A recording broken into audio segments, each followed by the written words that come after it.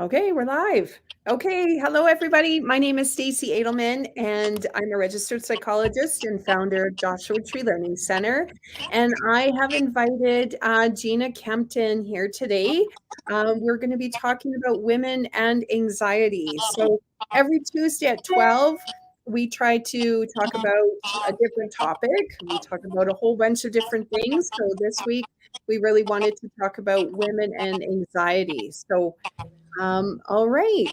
So I'm going to hand it over to Gina. I think, Gina, what's the difference between stress and anxiety? How do we know the difference? How do we know we might be experiencing anxiety and just not the stresses of everyday life? Yeah, that's kind of a tricky thing to tease out from each other sometimes, because most of us these days we live really busy, hectic lives, and our schedules are usually packed jam full from, first thing when we get up in the morning till when we go to bed at night, and life is just stressful at times. Um, we all need some stress in our lives. We all need a little bit of anxiety in our lives. Otherwise, we wouldn't get anything done at all. The problem happens when anxiety becomes, or when that stress kind of turns from the normal everyday stress into like an actual condition that requires treatment. So things that we notice, regular stress, you might have worries, you might have, racing thoughts from time to time, but you have generally good control over those things.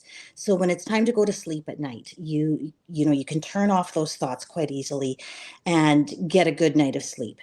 Your emotional regulation. Sometimes this is a really big sign to notice. So, when we're struggling with an anxiety disorder, often we find ourselves being a lot more irritable or on edge compared to if we're just dealing with run of the mill stress and busyness.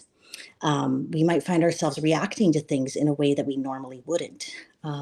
Kids or partners might be, saying, "Hey, like, what's up? That was a big reaction, not like you." Those kinds of things we start to see happening a lot more often. Quite often when we're talking about an anxiety disorder, we see physical symptoms, so like a racing heart or gastrointestinal difficulties, like so a sore stomach or all kinds of different stomach problems. Um, Hyperventilation sometimes sweating or shaking, like those cold sweats. Those can often come hand in hand with an anxiety disorder. Exhaustion and fatigue. It's really exhausting to deal with this stuff on a daily basis. And eventually we kind of just get worn out. Um, and probably the biggest thing that I find clients struggling with when it comes to anxiety is just this like general sense of impending doom, like the sense that something bad is going to happen, but you don't actually know what, and there's actually no specific reason why you should always kind of be on edge or waiting for the other shoe to fall, so to speak. But you just can't quite shake that feeling that there's something bad that's going to happen right away. So those are kind of the things that we notice when we're talking about a diagnosable anxiety disorder compared to just typical stress and busyness of the world. Yeah, and it seems to be, I've always used the meter of how much is it taking over your life, right? Um, it seems to be in control of you rather than you're in control of it. And that seems Yeah. to kind of help distinguish when does it become a problem. Yeah, absolutely. That's a really good point to add to, Stacey. Just that sense that all of a sudden it's really impacting your ability to do all the things you normally do in life and stay caught up and feel functional, because the actual effort and stress required to be functional is kind of causing some problems at that point. Okay, so now we want to really distinguish now, how is it different between men and women? Yeah. So women are actually twice as likely to be diagnosed with an anxiety disorder compared to men. There's quite a few reasons for that. I'm going to kind of touch on two of the big ones here. So what we quite often talk about in mental health, a vulnerability stress model. So we all have a kind of a biological or predetermined vulnerability to developing anxiety or not.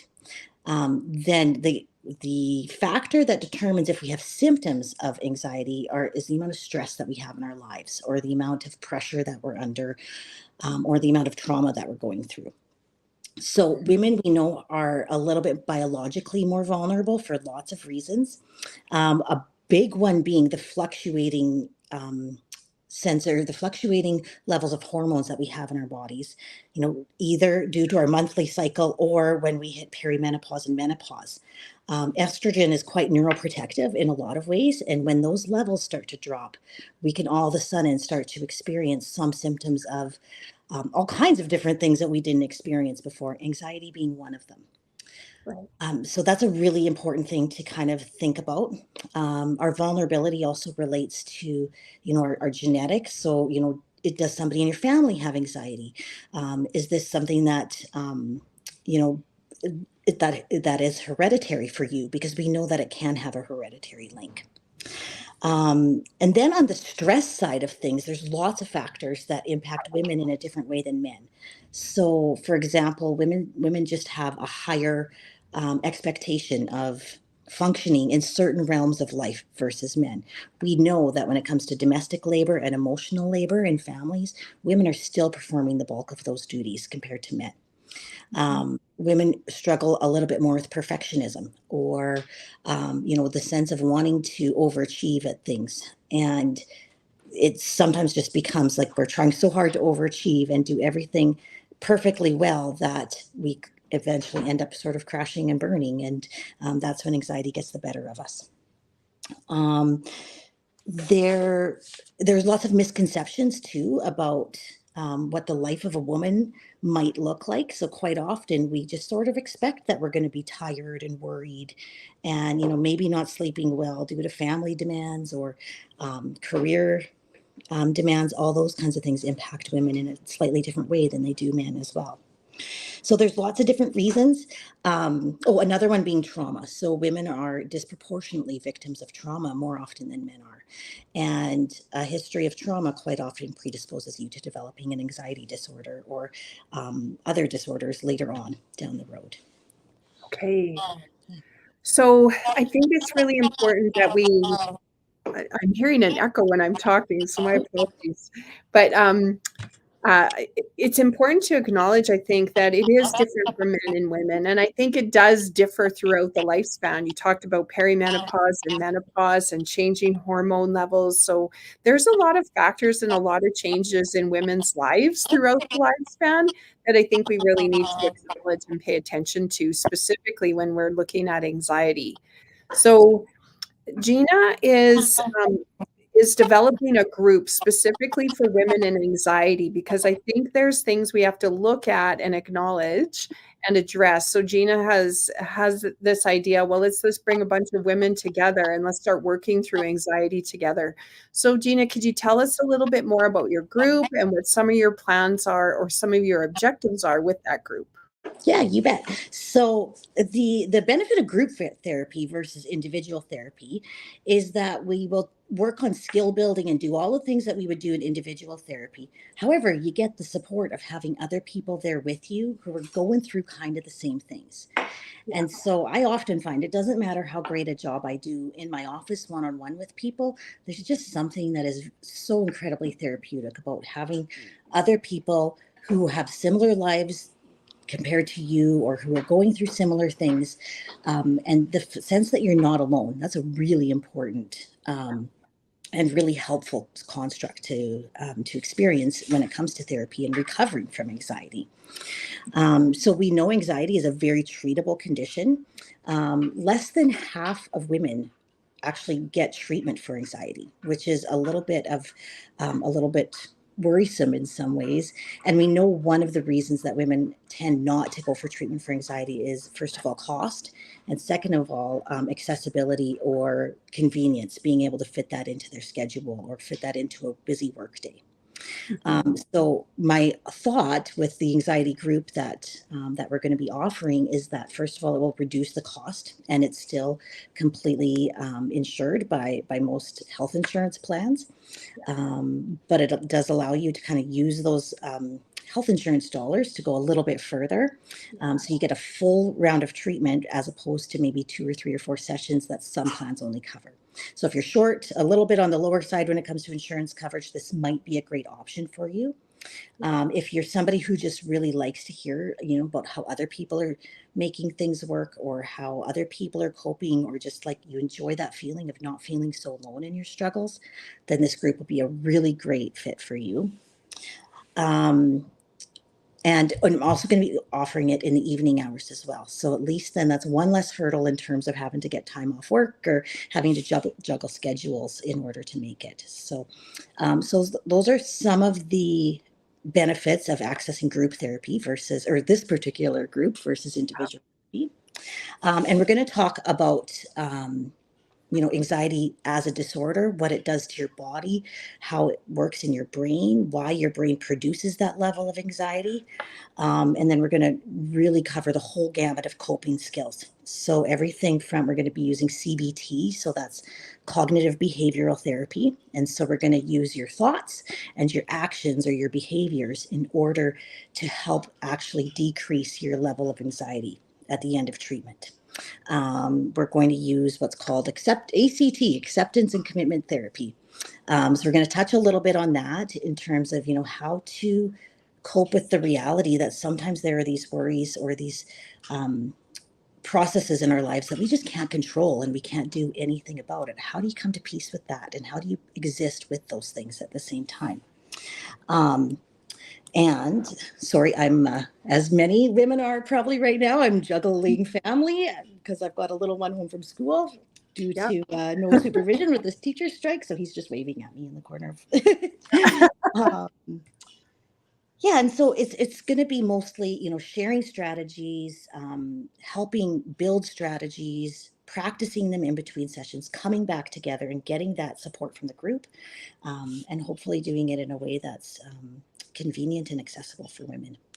Awesome. Yeah. Now, I think sometimes, Gina, there's some anxiety about, about joining a group, right? It can feel really kind of awkward or strange or weird, especially if you're already feeling anxious. What are some strategies to kind of work through that to attend that first group, right? Yeah. How do we get there? Absolutely. So, it's really scary walking into that room for the first time. I often tell people, and especially one of the things that we have to work on when we're recovering from anxiety is taking small, manageable steps outside our comfort zone. So acknowledging that it's probably just not going to feel super great.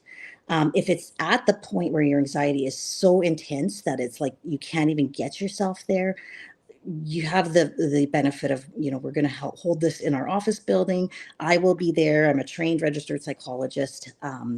There's, and we will help you develop skills and we'll help you in that moment if you need a little bit of extra boost to get into the group. The other really important thing is that I'll be conducting interviews before the group just to screen and make sure that everybody is like a good fit. And if you are one of those people that has a lot of anxiety about even attending, in that kind of pre-interview, we can do a few quick coping skills that can help you feel comfortable enough to get in the door and at least get started. For most people, once you've gone to that first session or that first group meeting, it is just so much easier after that. And you realize that pretty much everybody's in the same boat as you. And that actually can feel really good once you get there. The hardest part is just getting in the door. It is. It absolutely is. And I think the connection is key. The connection of having a community around you. That's why I'm such an advocate for groups, because it allows us the opportunity to practice our skills. It puts us in a community of people that understand, and it increases accessibility for so many people. So yeah, I'm really excited that you've pulled this together, Gina. I think it's super important. When Yeah. does it start? We are going to be starting mid-May. I don't have my calendar in front of me right now. I'm sorry, but middle of May, and then wrapping up by end of June before everybody's off on their summer plans. So we're going Fantastic. to try about 6 sessions, and then at the end of this group, we can, sit down. I'll hopefully have a chance to sit down with everyone that participates in the group and make a plan for further maintenance or further treatment, depending on how much progress people have made throughout the group. Fantastic. Okay, so we'll just kind of take it week by week and get this group formed. To register, you can just call our office and we'll get you all set up. We have a great admin team here who will take care of you and answer all of your questions. You could also send Gina an email. It would be gina@joshuatreelearning.com. And just don't hesitate to reach out, ask questions. We'll do everything we can to make this a smooth, easy, simple process for you so that you can get the supports you need here at Joshua Tree. So I have no doubt this is going to be a great group, and I think it's much needed. So thank you so much, Gina, for your time. I'll let you get back to your family, and we'll talk with you again soon. Thanks, Stacey. I'm looking forward to it. All right. Take care, Take care. everyone. Enjoy the rest of your day. Bye. Bye.